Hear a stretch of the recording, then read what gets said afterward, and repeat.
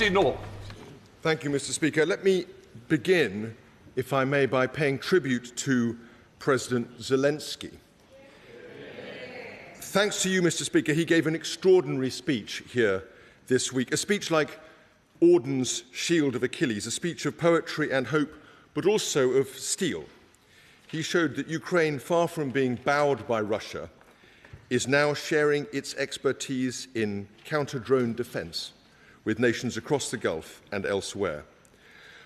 I also give thanks for the swift action the government has taken so far to support households, including many in Herefordshire, now facing sharp and unexpected increases in the cost of heating oil.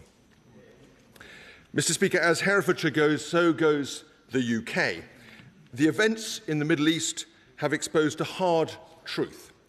This country is dangerously exposed on energy, and the government's policies are compounding that vulnerability.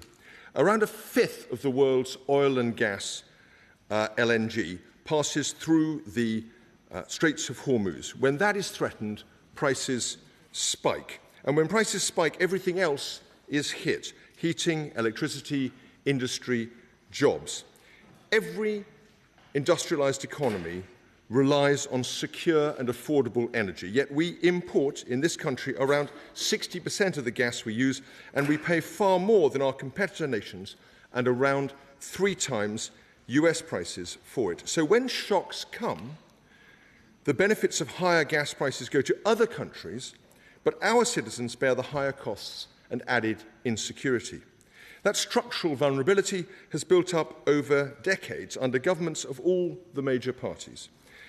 But this government is negligently or deliberately making it much worse. They've blocked new North Sea licenses and sent a clear signal that domestic oil and gas production is to be run down regardless of demand. The consequences of these decisions are already visible. The CF fertilisers plant near Chester has closed thanks to high energy costs, so this country now imports ammonia instead. The Grangemouth refinery is ceasing its refining operations and becoming an import terminal. In Aberdeen, Scunthorpe, Teesside, investment is falling and companies are failing. Thousands of jobs have been lost and tens of thousands more put at risk. Little wonder a host of businesses and unions, including Unite and the GMB, even Renewables UK, have expressed their concern.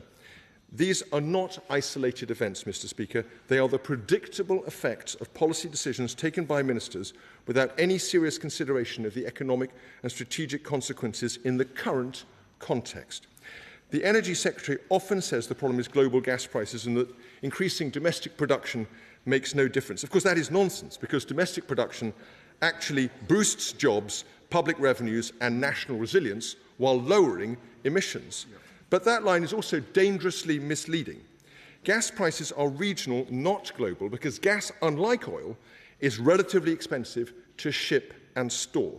The Energy Secretary is confusing a global market with global pricing. It is a basic error. Alas, the Chancellor is no less confused. On Tuesday, she said, and I quote, "You see countries like Canada and Norway increasing their production, and every country has to play their part." But of course, in her view, that does not include the UK. Her policy is precisely the opposite, not to increase, but to reduce oil and gas production.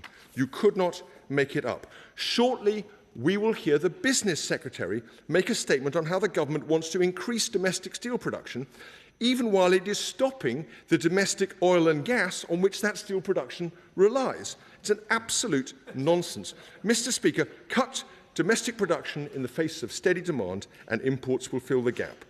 But an increasingly import-dependent system is forced to rely ever more on pipelines, LNG cargoes and interconnectors. These are vulnerable, fixed assets open to damage and disruption from abroad. And there is a further consequence. Modern conflict is determined by industrial capacity, steel, chemicals, fuels, supply chains. Yet the government is allowing these national sovereign capabilities to erode. So, this is a policy that increases carbon emissions, deprives Britain of tax revenues, worsens the balance of payments, hurts consumers and businesses, and weakens both our energy resources and our national security. That is quite an achievement.